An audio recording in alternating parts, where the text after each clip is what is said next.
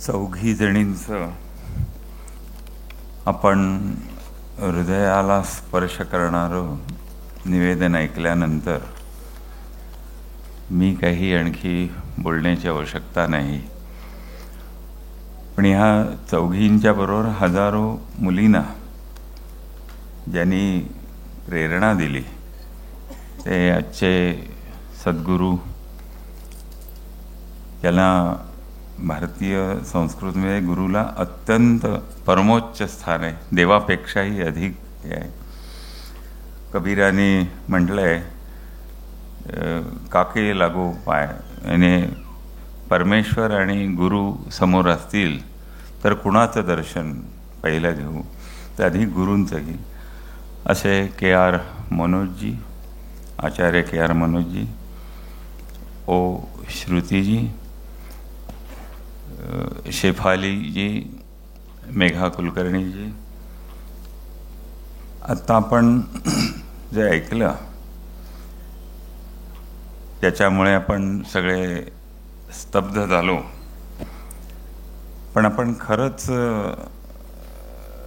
सनातनी आहोत का?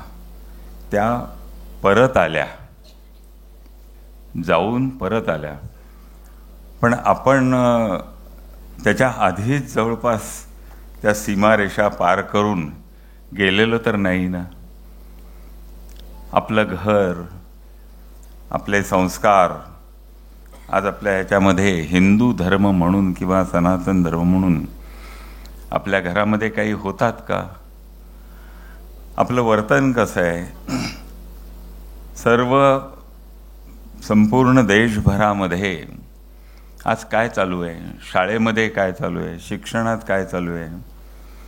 रस्त्याने चाललो तरी आपल्याला काय दिसतं? एखाद्या महापुरुषाने म्हटलं की कुंकू लावा एखाद्या पत्रकाराला, पत्रकार महिलेला, तर हिंदूंनीच गदारोळ केला. का केला? म्हणजे असे अनेक रोज घटना आपल्या समोर घडत असतात. एक 100-150 वर्षापूर्वी पुण्याजवळच्या वाईच्या एका गोऱ्हे शास्त्री यांनी पूर्ण महाराष्ट्रात अनेक घराणी ह्याच मुद्द्यावरती, हिंदू धर्म आणि ख्रिश्चन आणि इस्लाम, ह्याच्यात प्रश्नोत्तरं झाली आणि त्यांनी शरण पत्करून तो ख्रिश्चन झाला. जीवनशास्त्री आपले गोरे शास्त्री. महाराष्ट्रातली अनेक घराणी त्यांनी, प्रसिद्ध वेदशास्त्र संपन्न घराणी ख्रिश्चन केली. कोल्हटकर, टिळक अशी अनेक घराणी. बंगालमधली अनेक घराणी त्यांनी हे केली आणि त्यावेळी त्यांनी बंगालमध्ये मिशनऱ्यांनी त्यांना नेलं आणि त्यांनी असं सगळ्यांना एकत्र केलं, ब्राह्मो समाजी लोकांना, आणि त्याला म्हणले, आत्ता तुम्ही तर सगळे मूर्तीपूजा करत नाही, देवदेवता मानत नाही, तुम्ही कुंकूही लावत नाही, बांगड्याही घालत नाही, पोशाखही तुमचा बदलला आहे, तुमचा आहार बदलला आहे, तुमचं बोलणं सगळं इंग्लिश ह्याच्याप्रमाणे झालेलं आहे, तर तुम्ही जवळपास ख्रिश्चन झालेलेच आहात. आता फक्त कायदेशीर, लीगली, यात सगळ्यांनी सांगितलं, लीगली इस्लाम किंवा लीगली ख्रिश्चन. आपण सर्वजण विचार करा, आपण लीगली अजून झालो नाहीत, वेळ अजून गेलेली नाही. त्यामुळे ह्या सगळ्या गोष्टींचा विचार करायला लागलं तर आपल्या घरापासून आपण सुरुवात केली पाहिजे.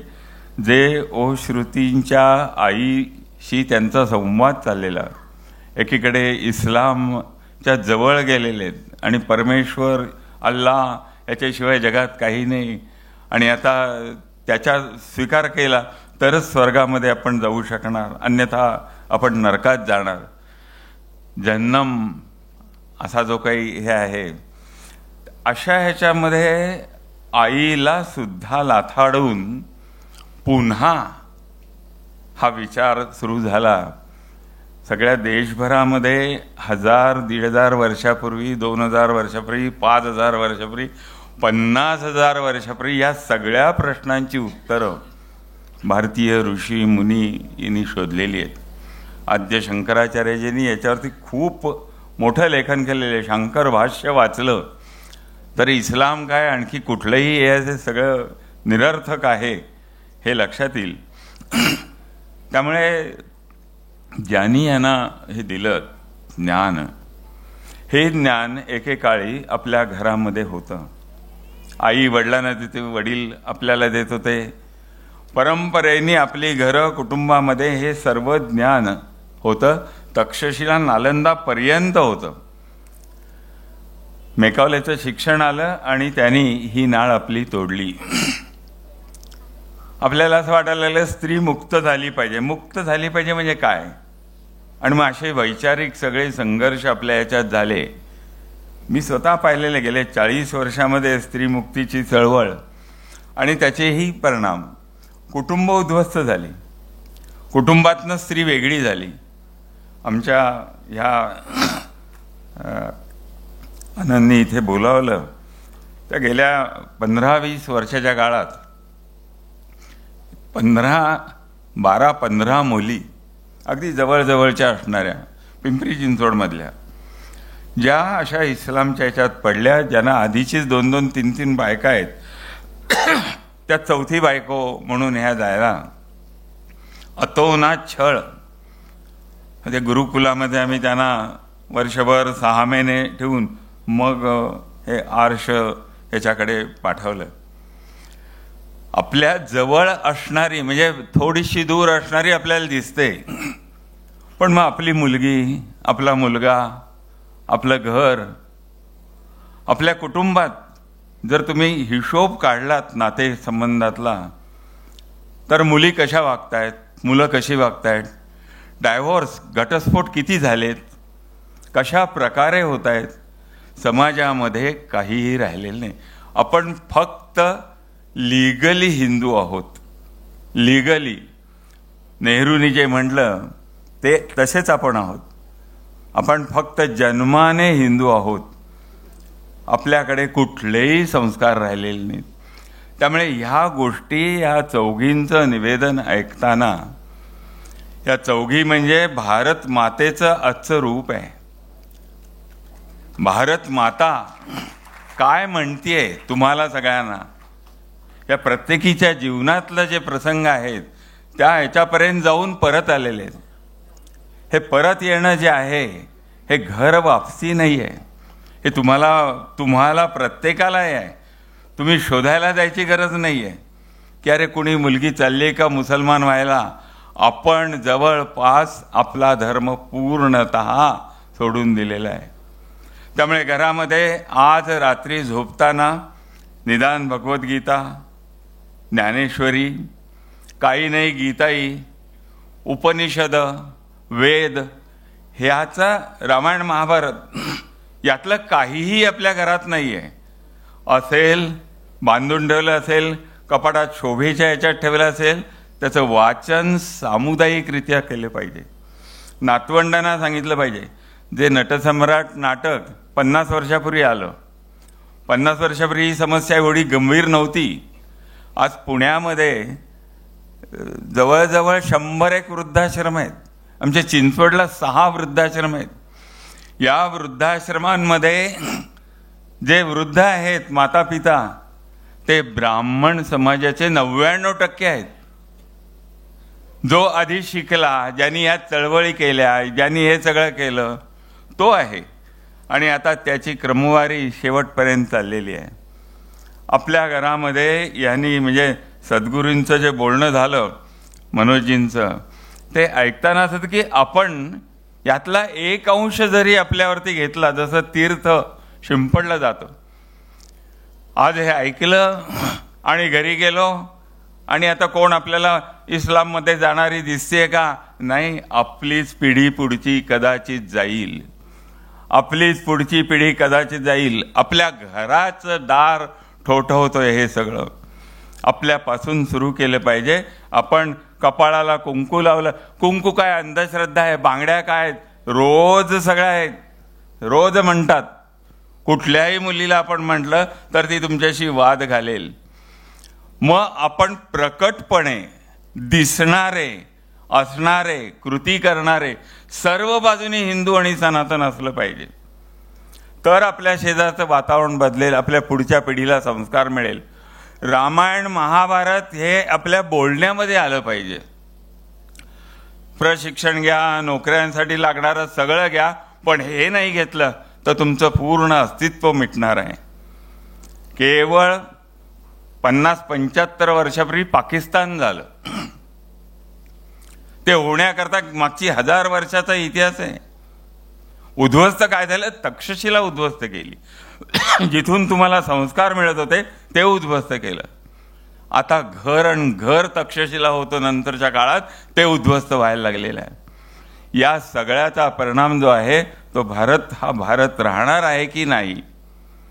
आचार्य मनोजींसारखी माणसं, व्यक्ती, महापुरुष हे प्रत्येक युगात जन्माला येतात म्हणून भारत टिकू नये. आपण भारतीय संस्कृती म्हणतो आणि आपण ती टिकवली पाहिजे म्हणतो.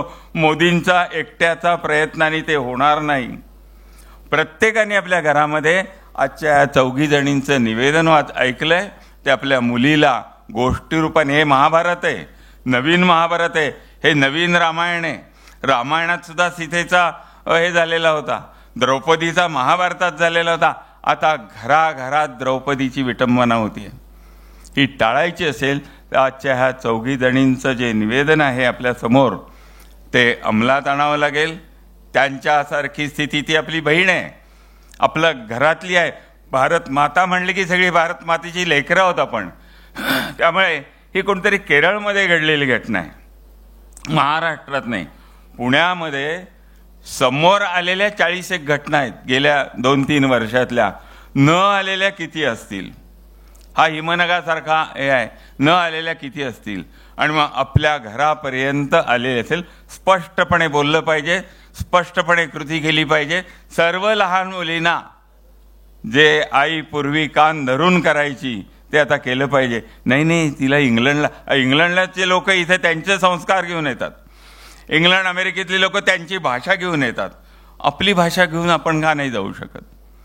तर हा विचार करण्याचा आज केवळ त्यांनी, म्हणजे त्यांचं इतकं ऐकल्यानंतर खरं कोणी बोलण्याची गरज नाही, पण ही भारत मातेची अशी किंकाळी आहे, ओरडून हृदयापासून सांगते की जागे व्हा, जागे व्हा, जागे व्हा.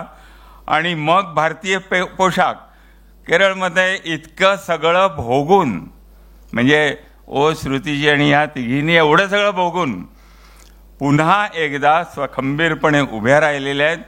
आणि जुनी वाट, सनातन, बुद्ध सनातनी होता, महावीर सनातनी होते, सर्वजण सनातनी. भारतामध्ये वैदिक याच्यातनंच सर्व निर्माण झालेले आहे. इंग्रज आपण इंग्रज म्हणतो, पण ते मिशनरी, ख्रिश्चन आणि मुल्ला मौलवी या इस्लाममुळे आपल्यामध्ये इतका भ्रमिष्टपणा आलेला आहे, आपले संभ्रमित झालेलं आहे. यांचं निवेदन ऐकल्यानंतर आता पुस्तक आपण सगळे घेऊन जाल, वाचा 1दा, 2दा, 3दा.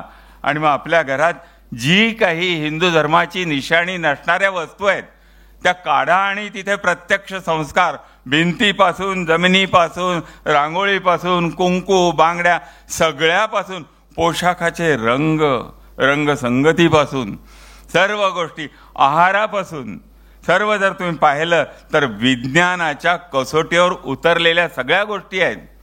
पण आपण त्या अंधश्रद्धा म्हणून सगळं टाकून दिलं. आजच्या या निवेदन 4घींचं आणि आचार्यांचं हे खरोखर डोळे उघडणार आहे, अंजन घालणार आहे. पण आपण इथे डोळे पुसून पुन्हा त्याच वाटेनं जाणार असू तर ह्या सगळ्याचा काही उपयोग होणार नाही. आपल्याला पुढच्याची ठेच, मागचा शहाणा असं करून चालणार नाही. आपल्याला ठेच लागेपर्यंत आपण थांबायची गरज नाही. तर लवकरात लवकर आपण इथून घरी जाल, पुस्तक वाचाल आणि शांतपणे झोपाल. असं न करता आज झोपण्यापूर्वी किमान एक तरी ओवी अनुभवावी, असं नामदेवांनी जसं म्हटलंय तसं आपल्या या संस्कृतीतला, भगवद्गीतेतला ईशावास्य अत्यंत 15-16 श्लोक आहेत. सर्व जगातलं अजून कुणी आले विद्वान जगामध्ये त्यांना पालथं घालेल इतकं ह्या ईशावास्य उपनिषदात आहे. पहिला श्लोक, ईशावास्यम इदम सर्वम, ईश्वराचा अंश सर्वत्र आहे. हे कुणीही सांगितलं नाही. इस्लाम म्हणतो फक्त माझ्या याच्यात आला तरच परमेश्वर आहे, या सर्वत्र आहे. तर असा श्रेष्ठ धर्माचं आचरण या तिघींनी आपल्यापुढे मांडलंय. परकीय धर्म काय आहे, सर्व धर्म समभाव, सेक्युलरिझम, अगदी म्हणजे कचरा आपण जसा बाहेर फेकतो तसं मनातनं काढलं पाहिजे आणि शुद्ध अंतकरणाने आपण आपलं वर्तन सुधारलं पाहिजे.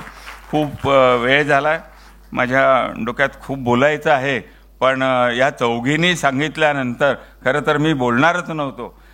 ते आले, मला म्हणले तुम्हाला बोलायचं आहे. म्हणलं ठीक आहे. तर आपण सर्वजण ह्या चिंतन करा आणि आपले प्राचीन धर्मग्रंथ विकत आणा, घरामध्ये ठेवा, टेबलावरती समोर राहील असे ठेवा, फडताळात याच्यामध्ये बासनात बांधून न ठेवता वाचता येतील असं हे करा. हल्ली सर्व प्रकारची साधनं आहेत. संस्कृत ही बहुजनांचीच भाषा आहे, बहुजनांनीच लिहिलेली आहेत. ऋषीमुनींनी सगळं संस्कृतमध्ये लिहिलेलं आहे. वेगवेगळ्या जाती याच्यामध्ये जन्माला आले, त्यामुळे त्यातनं ते ब्राह्मण झाले. असं काही ते ब्राह्मणांना समाजापासून तोडलं. पहिलं या मिशनऱ्यांचं आणि मुल्ला मौलवींचं काम, आघात करा, जो धर्म आणि शिक्षण देतोय त्याला तोडा, त्याला बदनाम करा, म्हणजे बाकीचे आपल्याला खाता येतील. असा आहे. आपण जागृत व्हा आणि प्रत्येकाने आपल्या धर्मग्रंथाचं घरामध्ये प्रतिष्ठापना करा. मुलांपासून नातवंडांपर्यंत सगळ्यांनी वाचन करा. धन्यवाद.